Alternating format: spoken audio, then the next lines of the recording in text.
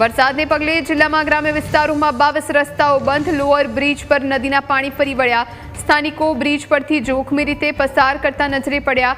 વ્યારાના 3, સોનગઢના 1 તેમજ ડોલવણના 18 રસ્તાઓ પાણીમાં ગરકાવ થયા છે। સોનગઢમાં 2 ઇંચ, વ્યારામાં 3.5 ઇંચ અને ડોલવણમાં 6 ઇંચ વરસાદ ખાબક્યો। વહેલી સવારથી જ વરસાદી માહોલ જોવા મળી રહ્યો છે, ત્યારે તાપી જિલ્લાના ડોલવણ તાલુકામાં સૌથી વધુ વરસાદ જોવા મળી રહ્યો છે।